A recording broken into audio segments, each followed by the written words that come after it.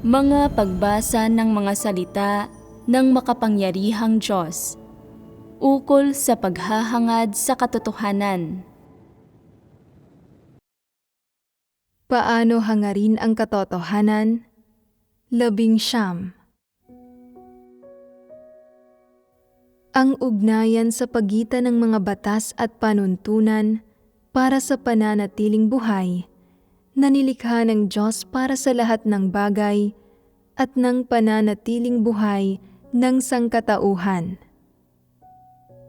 Ngayong natapos na nating talakayin ang sibilisasyon at kultura ng tao, pag-usapan naman natin ngayon ang kaugnayan sa pagitan ng pananatiling buhay ng sangkatauhang ito na nilikha ng Diyos at ng mga batas at panuntunan para sa pananatiling buhay na nilikha ng Diyos para sa lahat ng bagay. Mula sa makroskopikong perspektiba, ang mundong nilikha ng Diyos ay may mga bundok, ilog, lawa, kagubatan, karagatan, kalupaan, at disyerto, pati na rin ang araw, buwan, at mga bituin, at ang espasyo sa mundo at ang kalawakang hindi nakikita ng mga tao. At ano naman ang mayroon mula sa mikroskopikong perspektiba? Mayroong maliliit na molekula, mga molekula sa hangin, at iba't ibang mikroorganismo. Tingnan man mula sa makroskopiko o mikroskopikong perspektiba, lahat ng ito ay may kinalaman sa paglikha ng Diyos. Ang paglikha sa pamamagitan ng mga kamay ng Diyos at ng mga kaisipan ng Diyos. Mula sa perspektiba ng paglikha ng Diyos, ang mundo at lahat ng nabubuhay na bagay rito ay umiiral para sa layuning panatilihin ang pananatiling buhay ng sangkatauhan sa mundo at nais ng Diyos na makamit ang mga nilikhang tao na ninanais niya mula sa mga tao sa mundo. Sa makatwid, ang mga batas at panuntunan para sa pananatiling buhay na nilikha ng Diyos para sa lahat ng bagay, ang mga pinakapangunahing kondisyon para sa pananatiling buhay ng tao. Kaya, tiyak na masasabing mga positibong bagay ang mga ito, hindi ba? Ano ang mga pinakapangunahing kondisyon para sa pananatiling buhay ng tao? Tubig, hangin, sikat ng araw, pagkain. Ang mga bagay ba na ito ay nilikha ng Diyos? Mga positibong bagay ba ang mga ito?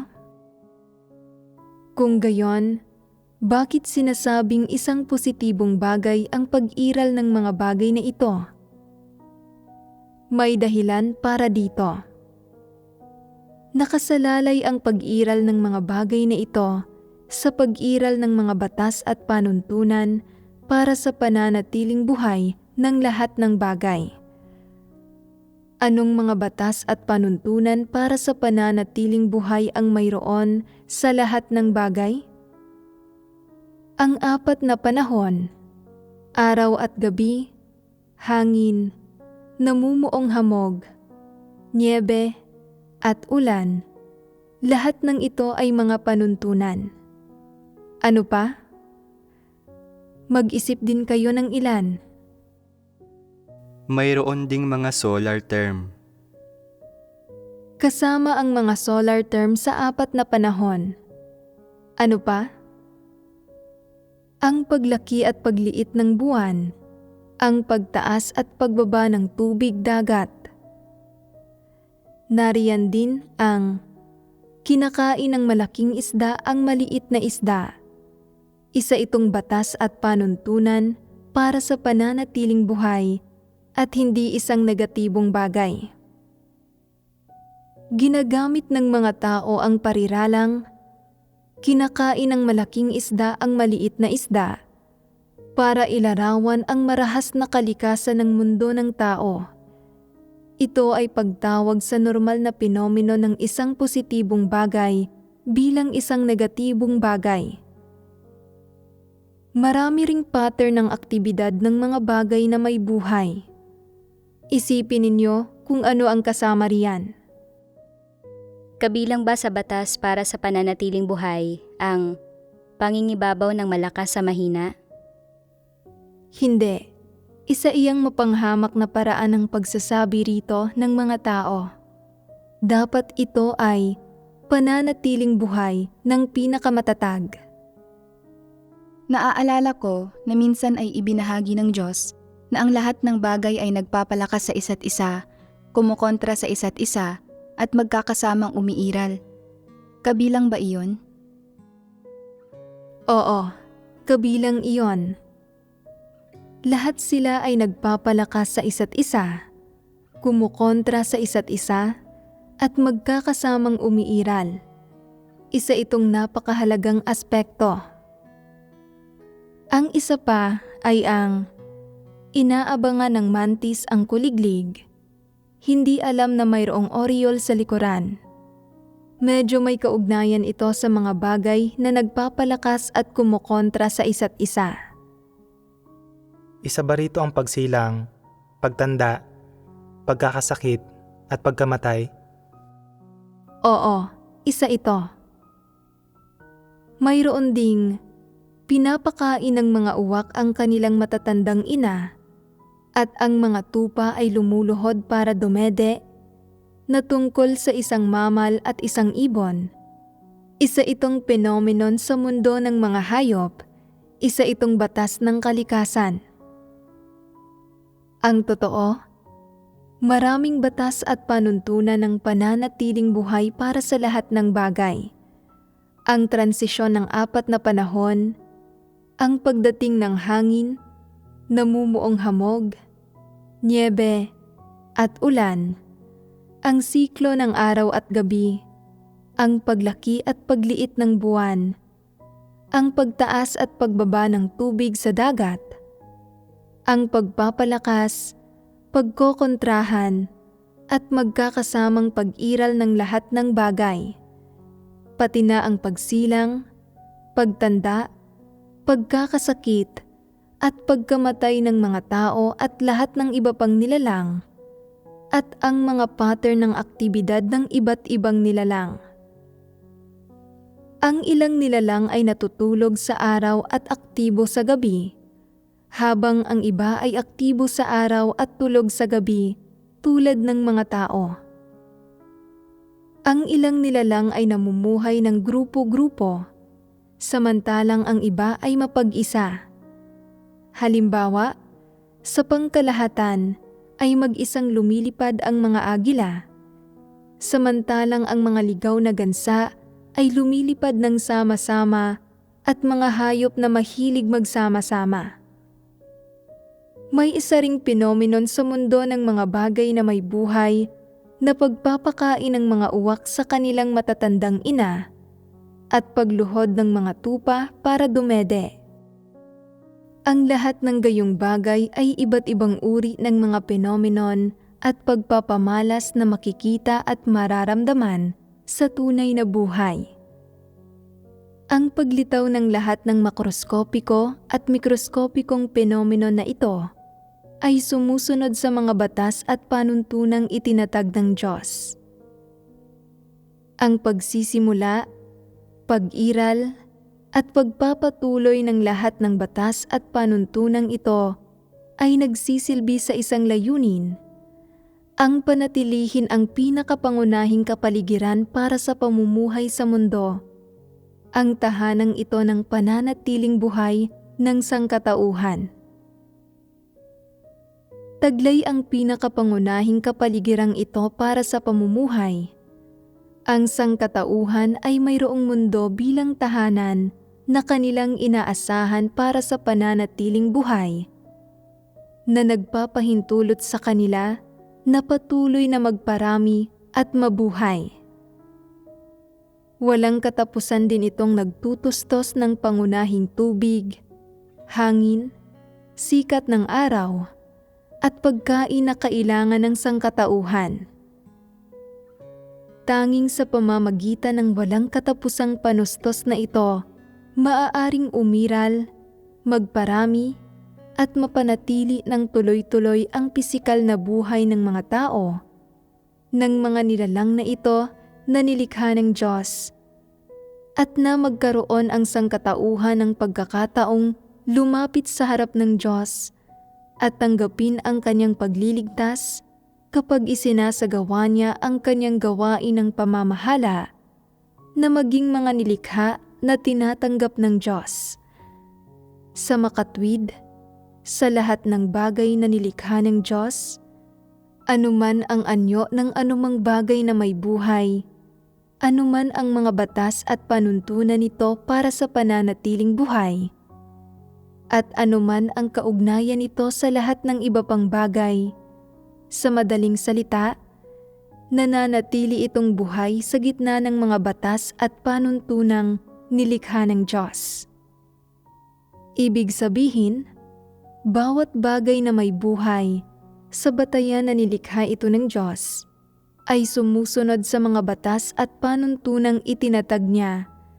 Ginagampanan ang sarili nitong kailangang papel sa gitna ng mga ito. Ito ang food chain na nabubuo sa pamamagitan ng mga batas at panuntunang itinatag ng Diyos para sa sangkatauhan, at ang food chain na ito ay napakahalaga sa sangkatauhan. Ang paunang kondisyon para sa pag-iral ng food chain ay na dapat sumunod ang lahat ng bagay sa mga batas at panuntunang itinatag ng Diyos. Kung babaliwalain nila ang mga batas at panuntunang ito at magiging walang pakundangan sila, ang kahihinatnan ay na masisira ang food chain na umiiral sa lahat ng bagay na nilikha ng Diyos. Kapag nasira ang food chain na ito, maaapektuhan sa iba't ibang antas ang tubig, hangin, sikat ng araw, at pagkain na inaasahan ng sangkatauhan para sa pananatiling buhay ng unti-unti o sunod-sunod. Sa makatwid, lahat ng batas at panuntunan na itinatag ng Diyos para sa lahat ng bagay at bawat bagay na may buhay na nilikha ng Diyos ay may napakahalagang epekto sa food chain. Kung magkakaroon ng problema sa alinman sa mga panuntunan para sa pananatiling buhay ng lahat ng bagay, magkakaroon ito ng sunod-sunod na epekto sa pag-iral at pagpapatuloy ng food chain, at sa gayon ay makokompromiso ang pangunahing tubig, hangin, sikat ng araw, at pagkain na kailangan ng sangkatauhan. Kaya, ang food chain ay isang pangunahing pinagmumulan at isang mahalagang indikasyon kung mananatili bang buhay ang sangkatauhan. Ano ba talaga ang food chain na ito? May kinalaman ang food chain sa nilikha ng Diyos. Sa lahat ng bagay na nilikha ng Diyos, mayroong mga bagay na nahahawakan at mayroon ding ilang bagay na hindi nahahawakan na hindi nakikita ng mga mata. Kabilang sa mga bagay na ito na nahahawakan ang mga bundok, ilog, kagubatan, lupa, disyerto, ang North at South Pole, ang araw, mga bituin, at buwan, pati na rin ang iba't ibang hayop at halaman, at iba pa.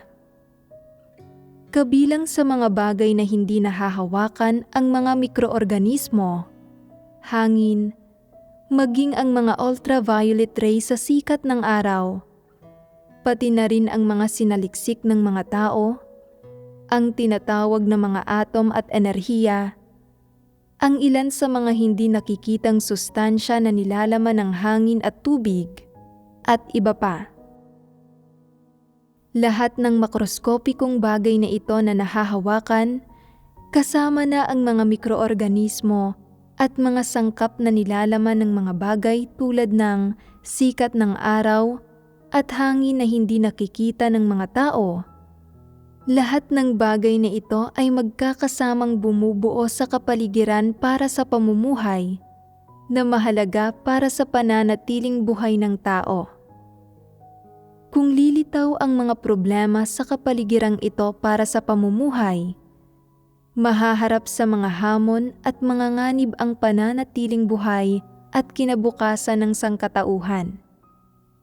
Kaya, ang mga batas at panuntunan para sa pananatiling buhay ng lahat ng bagay ay isang pangunahing kondisyong kinakailangan para sa pagpapanatili ng food chain, at ang pag-iral naman ng food chain ay bumubuo ng isang pangunahing kondisyon para sa pananatiling buhay ng sangkatauhan. Kaya, ang mga batas at panuntunan man, ang food chain o tubig, hangin, sikat ng araw, at pagkain, kung may lilitaw na problema sa alinman sa mga ito, tiyak na makakaapekto ito sa pananatiling buhay ng sangkatauhan. Ibig sabihin, makakaapekto ito sa pananatiling buhay ng pisikal na buhay ng nilikhang ito ng sangkatauhan.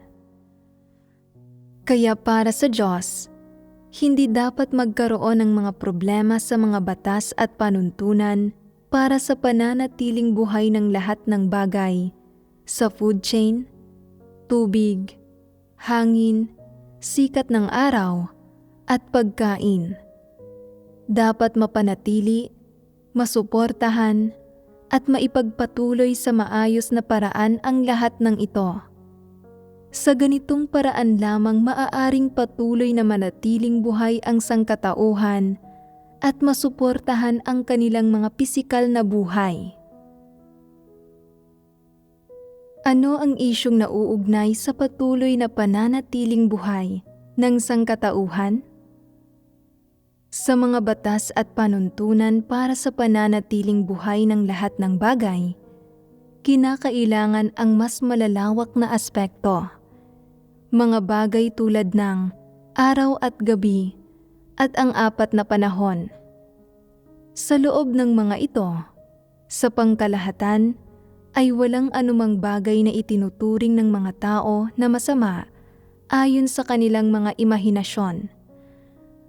Pagdating sa iba't ibang bagay na may buhay tulad ng mga puno, bulaklak, at halaman, dahil wala silang anumang uri ng nakamamatay na epekto sa mga tao, hindi nagkakaroon ng anumang kuro-kuro ang mga tao tungkol sa mga ito. Gayunpaman, may ilang nakakalason at nakapipinsalang bagay sa food chain, tulad ng mga lamok na may ilang negatibong epekto sa katawan ng tao. Ang mga ito ay mga bagay na, batay sa kanilang mga kuro-kuro, ay hindi gusto ng mga tao, lalo na ang ilang lubhang makamandag na bagay na may buhay tulad ng ilang partikular na ahas, alakdan, at alupihan. Kung gayon, bakit nilikha ng Diyos ang mga makamandag na bagay na ito? Ano ang kanyang layunin sa paglikha sa mga ito? Anong papel ang ginagampanan ng mga ito sa food chain? Ito ay napakahalaga.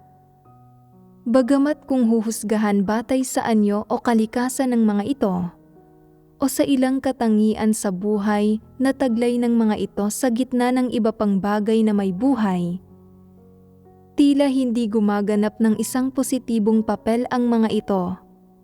Bakit sinasabing mga positibong bagay ang mga ito? Dapat itong ipaliwanag mula sa perspektiba ng food chain. Hindi tayo nag-aaral ng biyolohiya.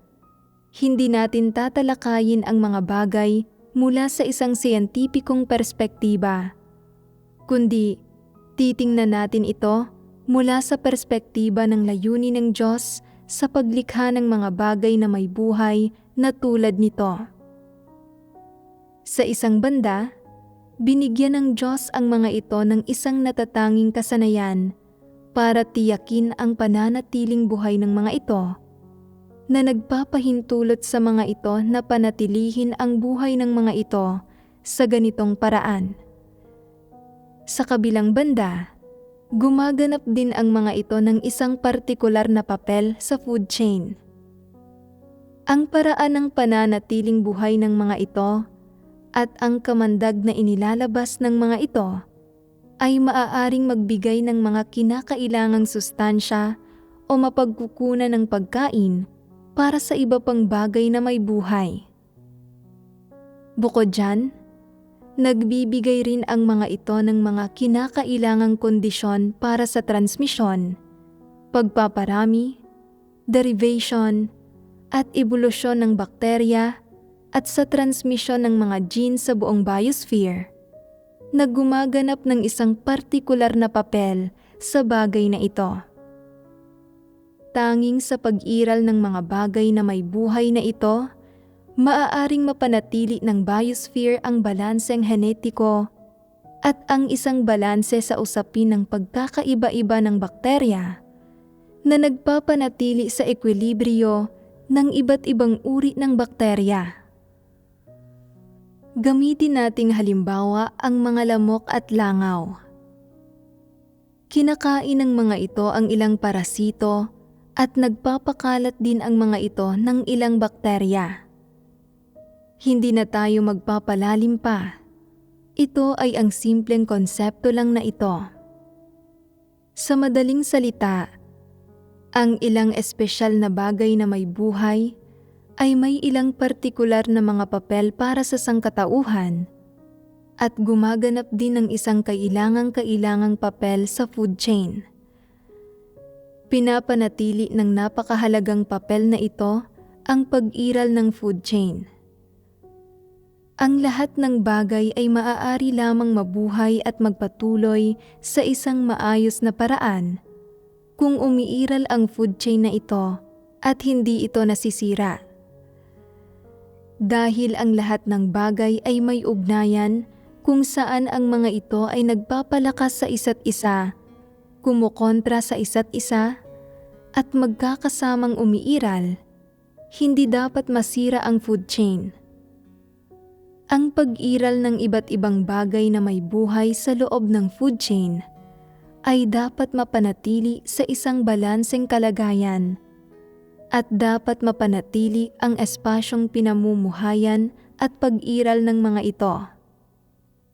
Sa makatwid, ang mga batas at panuntunan para sa pananatiling buhay ng lahat ng bagay na itinatag ng Diyos ay napakahalaga.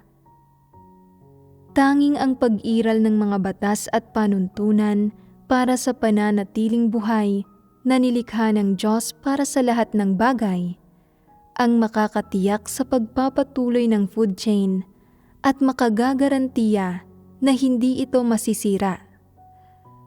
Ang pag-iral, pagpapatuloy at proteksyon ng food chain ay isang pangunahing garantiya na makakakuha ang mga tao ng tubig, hangin, sikat ng araw at pagkain. Tanging kapag mayroon ang mga tao ng pangunahing garantiya na ito, maaaring mapanatili ang kanilang mga pisikal na buhay. Saka lamang sila maaaring magparami at mamuhay sa tahanang ito sa lupa, isang kapaligiran para sa pamumuhay na tulad nito. Sa ganitong paraan lamang maaaring magkaroon ng kinabukasan at pag-asa ang sangkatauhan. Mga prinsipyo para sa pagtrato sa lahat ng bagay na nilikha ng Diyos. Ang mga batas at panuntunang sinusunod ng 4 na panahon, araw at gabi, at hangin, namumuong hamog, niebe, at ulan, mga bagay na umiiral sa ilalim ng mga batas at panuntunang nilikha ng Diyos, pati na rin ang mga anyo ng paglitaw ng mga ito, ay sa anumang sukatan, mga positibong bagay na nilikha ng Diyos. para naman sa iba't ibang bagay na may buhay, anuman ang mga anyo ng mga ito, ang mga paraan ng pananatiling buhay ng mga ito, o mga paraan ng pangangaso o pagkuha ng pagkain ng mga ito. Sa madaling salita, hanggat namumuhay ang mga ito sa loob ng mga batas at panuntunang itinatag ng Diyos, at hanggat ang mga ito ay isang esensyal at kailangang bahagi ng food chain na nilikha ng Diyos, ang mga ito ay mga positibong bagay na nagmumula sa Diyos. Hindi dapat husgahan ng mga tao ang mga ito batay sa sarili nilang mga pananaw at kagustuhan. Maaaring sabihin ng isang tao, kung gayon, mga positibong bagay ba ang mga lamok at langaw? Paano naman ang mga makamandag na ahas, alupihan at alakdan? At lalo na ang mga palaka na napakapangit, mga positibong bagay rin ba ang mga ito? Ano ang tumpak na paraan ng pagsasabi nito? Ang mga papel na ginagampanan ng mga espesyeng ito na nilikha ng Diyos, at ang mga batas at panuntunang sinusunod ng mga ito ay pawang mga positibong bagay. At paano naman ang mga pisikal na anyo at hitsura ng mga ito? Mga positibong bagay ba ang mga ito? Maaari ninyong tawaging mga positibong bagay ang mga ito kung talagang kinakailangan. Ngunit hindi mga negatibong bagay ang mga ito. Sa pinakamababa, batay sa mga panuntunang sinusunod ng mga ito, sa mga papel na ginagampanan ng mga bagay na may buhay na ito, at sa pangangailangan sa mga ito sa food chain, umiiral ang mga ito bilang mga positibong bagay.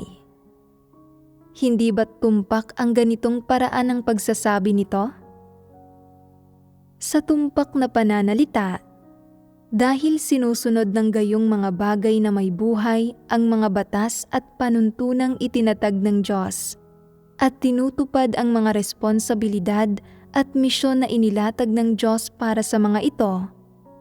Dahil tinutupad ng mga ito ang misyon ng mga ito man ay pagkakalat ng bakterya o pagpapanatili ng ekwilibryo sa pagpaparami ng iba't ibang mikroorganismo.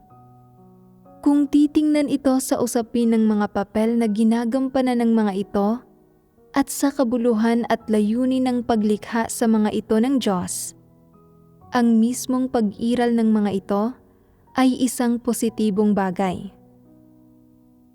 Kung sasabihin nating ang lamok mismo ay isang positibong bagay, maaaring medyo mahirap itong maunawaan o matanggap. Gayunpaman, kung huhusgahan batay sa layunin ng Diyos sa paglikha rito, sa mga batas at panuntunang sinusunod nito, at sa papel na ginagampanan nito sa food chain, ito ay kailangang-kailangan at kaya isa itong positibong bagay. Sinasabi ng ilang tao, dahil mga positibong bagay ang mga lamok, nangangahulugan ba iyon na kailangan nating tanggapin ang mga ito at na hindi natin dapat patayin ang mga ito? Kung kakagatin ka ng isang lamok, dapat mo pa rin itong patayin. Kung may isang langaw na nag-iingay sa paligid mo habang kumakain ka, maaari mo itong itaboy o patayin. Ito ay dahil ang kabawasan ng isa o dalawang lamok o langaw ay hindi magdudulot ng anumang problema sa food chain, ni makakaapekto sa pagtupad ng mga nilalang na ito sa misyon ng mga ito. Kung nais ng gayong nilalang na tuparin ang misyon nito, dapat itong humanap ng tamang lugar para gawin ito. Hindi ito kailangan sa mga kapaligiran kung saan namumuhay ang mga tao, kaya itaboy mo lang ito at iyon na iyon. Mamuhay ka ng payapa kasama nito. Kung hindi ito namumuhay ng payapa kasama mo at patuloy kang ginugulo, ayos lang na itaboy o patayin ito. Ito ay tinatawag na makatwirang pamamahala at tamang pagtrato. Sinasabi ng ilang tao, palagi akong ginugulo at pinapapak ng mga lamok. Pwede ko bang isumpa ang mga ito? Hindi iyan kailangan. Pwede mo na lang patayin ang mga ito. May karapatan kang patayin ang mga ito. Ito ay ganap na naaayon sa prinsipyo kung paano dapat ratuhin ng sangkatauhan ang tagapamahala ng lahat ng bagay, ang lahat ng bagay. Halimbawa, kung may isang makamandag na ahas na pumasok sa iyong tahanan at nakita mong hindi ito nararapat doon, itaboy mo lang ito sa kakahuyan.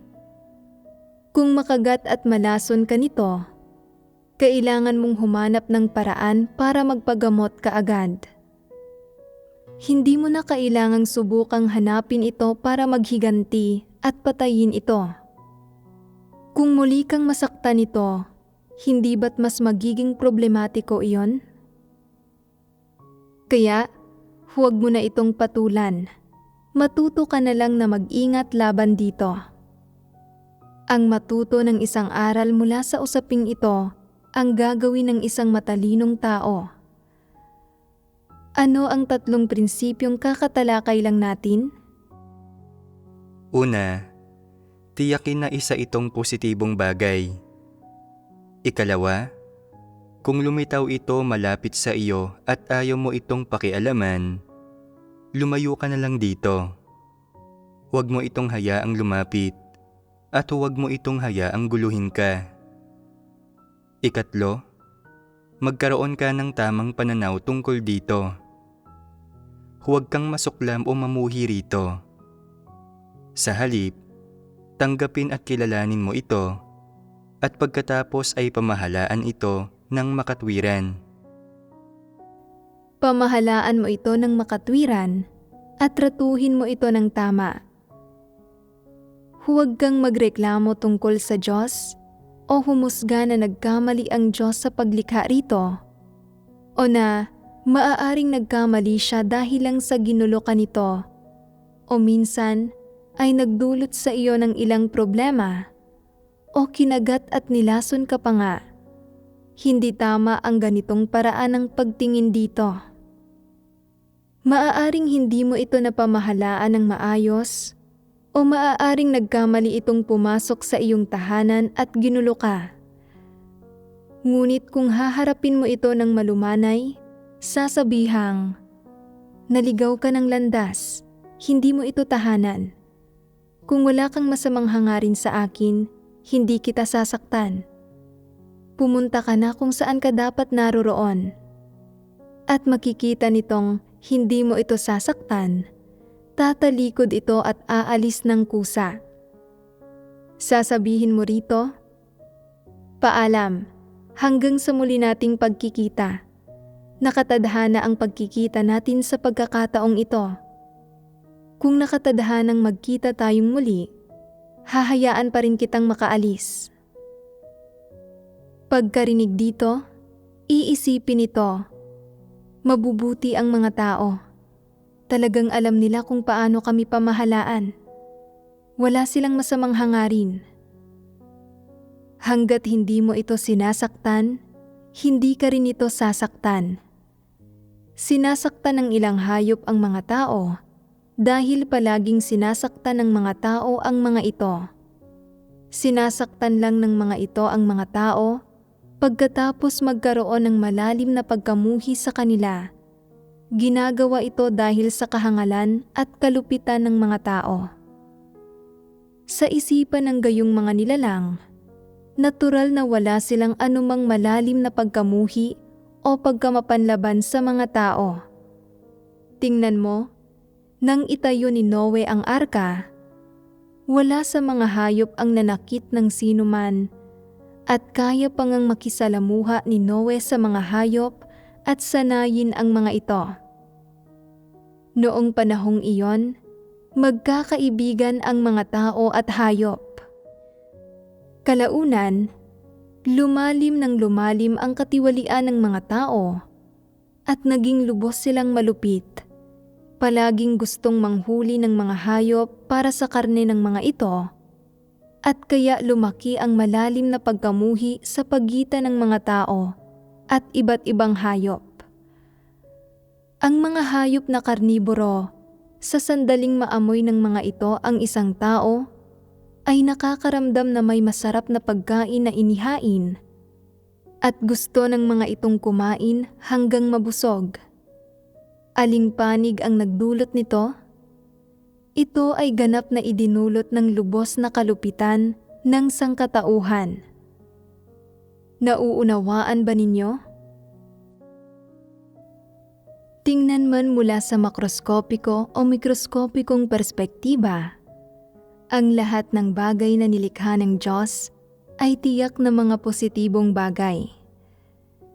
Tingnan man ang mga ito batay sa orihinal na layunin ng Diyos sa paglikha sa mga ito, sa mga batas at panuntunang nilikha ng Diyos para sa mga ito, o sa layunin at epektong nakamit sa huli. Lahat ng ito ay umiiral para sa sangkatauhan. Lahat ng ito ay idinisenyo at nilikha para sa mga tao sa kanilang papel bilang mga tagapamahala ng lahat ng bagay. Kaya, anuman ang mga anyo o hitsura ng lahat ng bagay na nilikha ng Diyos, o anuman ang pansamantalang epekto ng mga ito sa mga tao, dapat tratuhin, pamahalaan, at unawain ng mga tao ang mga ito ng tama at tanggapin ang mga ito mula sa Diyos. Ito ay may sukdulang kahalagahan. Una, dapat tiyakin ng mga tao na hanggat ang isang bagay ay nilikha ng Diyos, mabuti man ito o masama, maganda man o pangit, anuman ang uri ng anyo nito, at higit sa lahat, anuman ang uri ng pansamantalang epekto nito sa laman ng tao. Sa madaling salita, hanggat ito ay nagmula sa Diyos at nilikha ng kamay ng Diyos, mayroon itong maiaambag sa fundamental na pananatiling buhay ng sangkatauhan.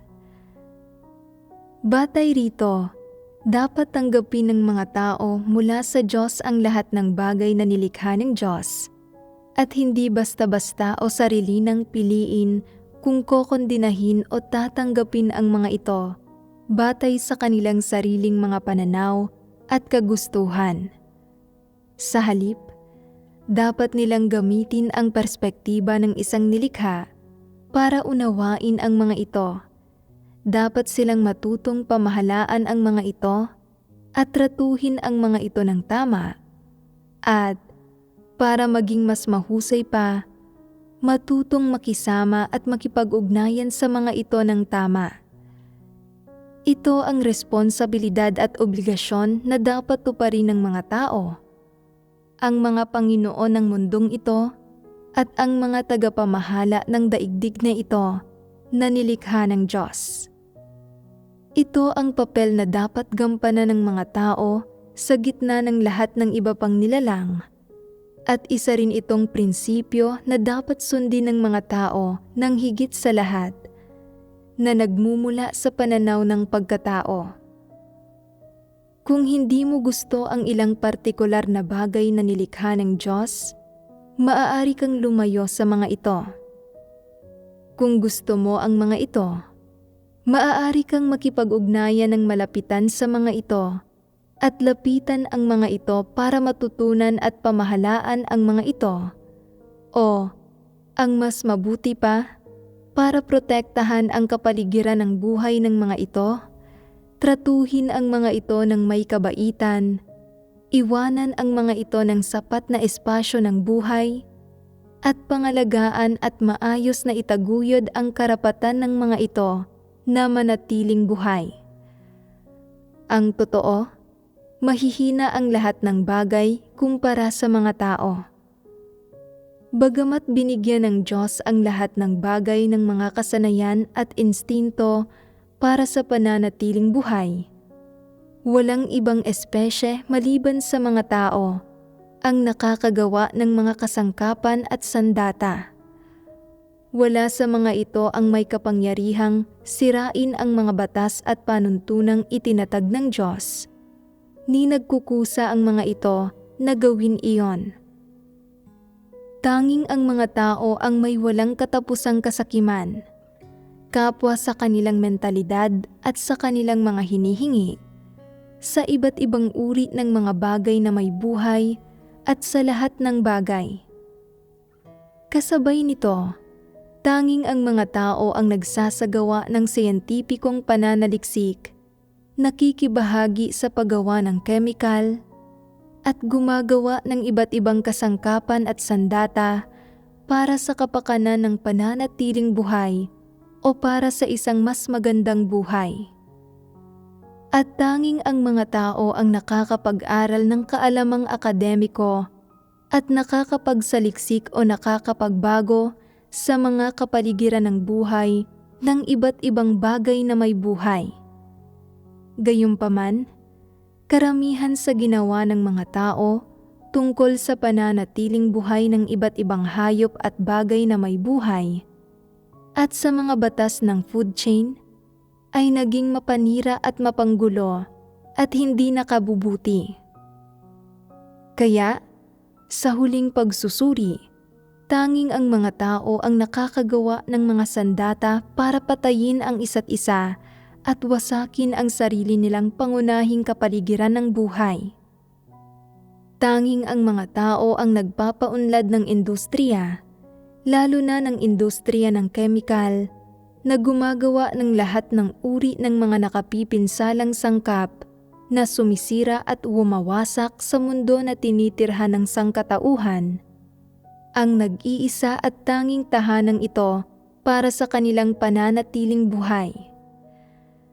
At tanging ang mga tao mismo ang naging sanhi na marumihan at masira ang pangunahing tubig, hangin, sikat ng araw, at pagkain na kailangan para sa kanilang pananatiling buhay. Ang ibig sabihin nito ay ang mga tao mismo ang sumira sa sarili nilang landas tungo sa pananatiling buhay, hindi ito idinulot ng ibang bagay na may buhay.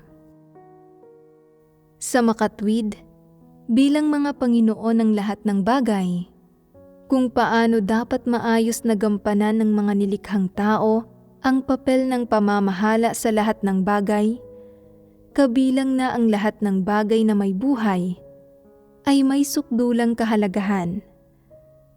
Kung patuloy na gagamit ang mga tao ng mga siyentipikong pamamaraan para gumawa ng mga sandata o iba't ibang kasangkapan, o makikibahagi sa paggawa ng kemikal, magdudulot ito ng mapaminsalang sakuna para sa kanilang sarili man o sa ibang bagay na may buhay.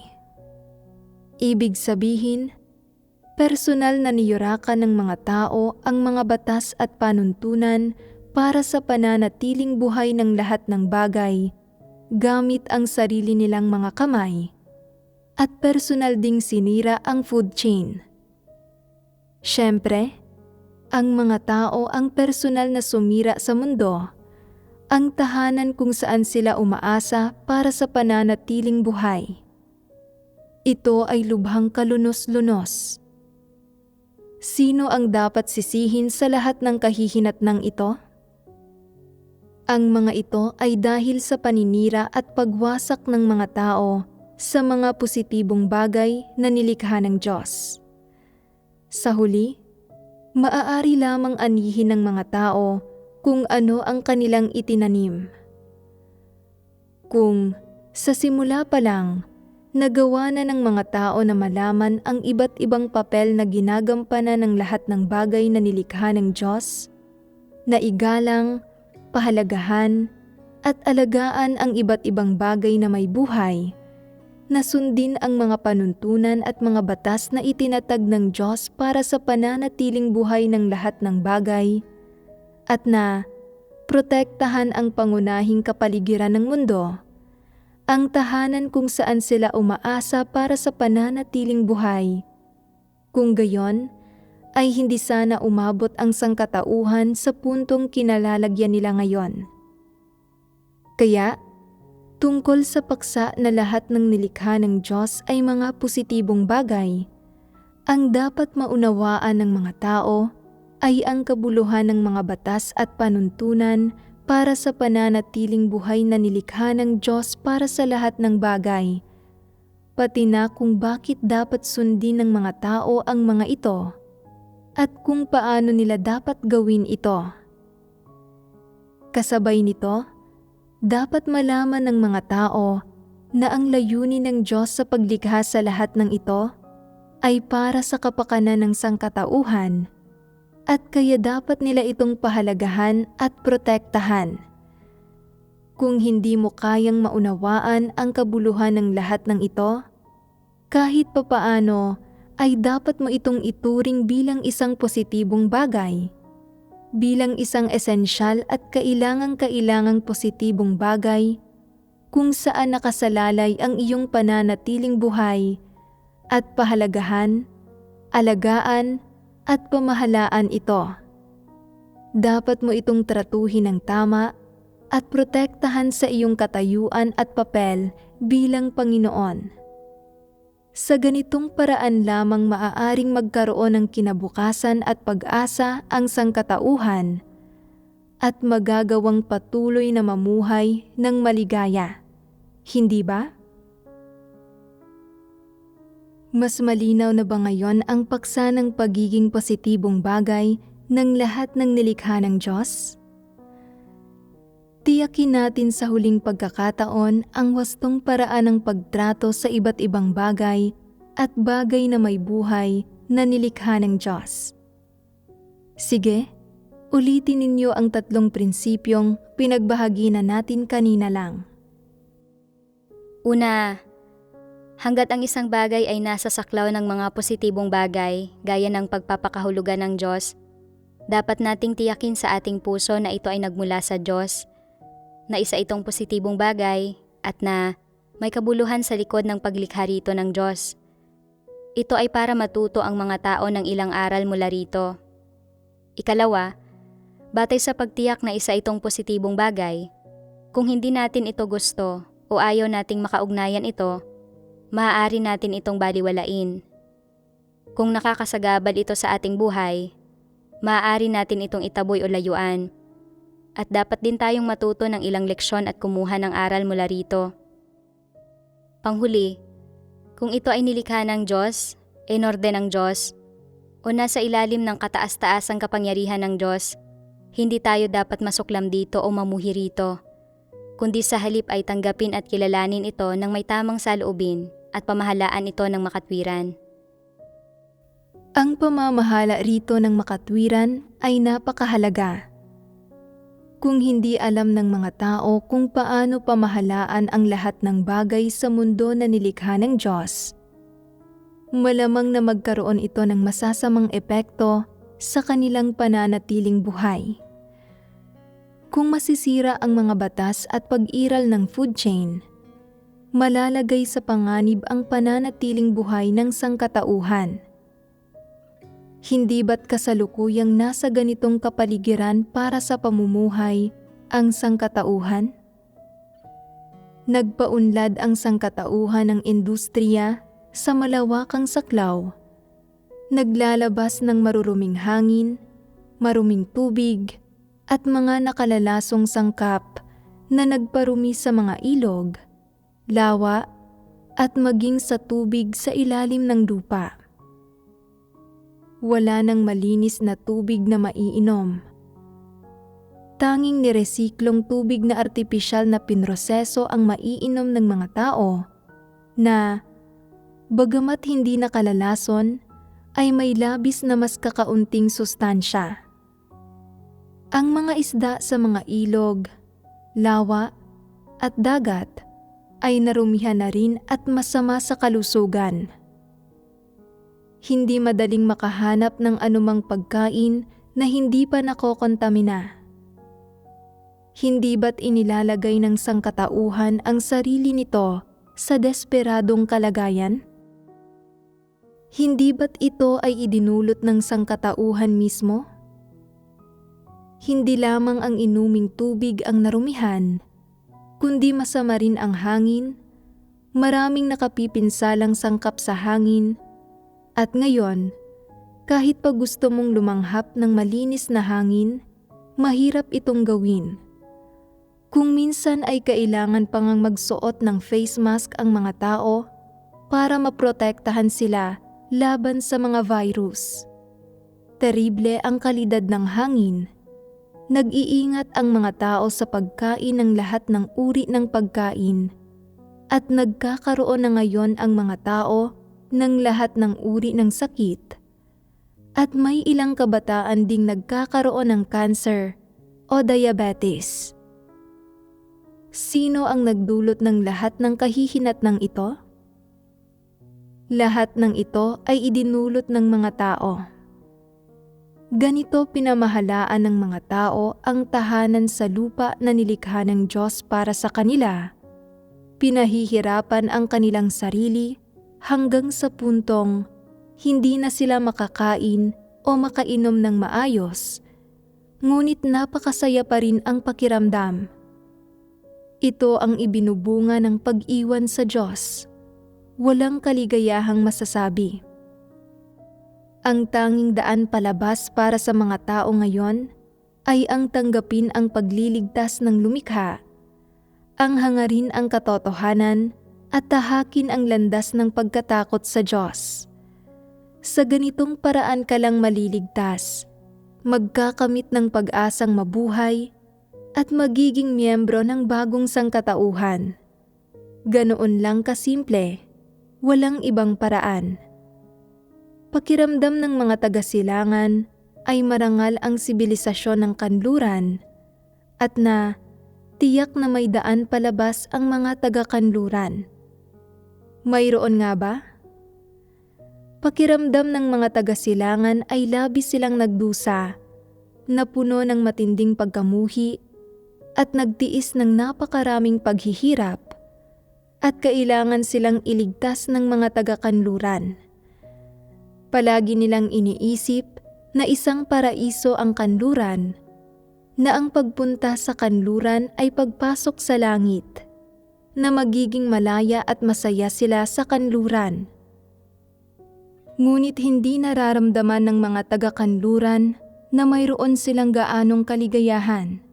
Sinasabi nila, "Bagamat medyo mas masagana ang aming buhay kaysa sa mga nasa silangan, hindi naman kami gaanong mas masaya. Hanggat isa kang tao sa mundong ito, isang miyembro ng lahi ng tao, wala kang kaligayahan sa mundong ito dahil sa pamumuhay sa tahanang ito sa lupa, lahat ng tinatanggap mo ay nagmumula kay Satanas.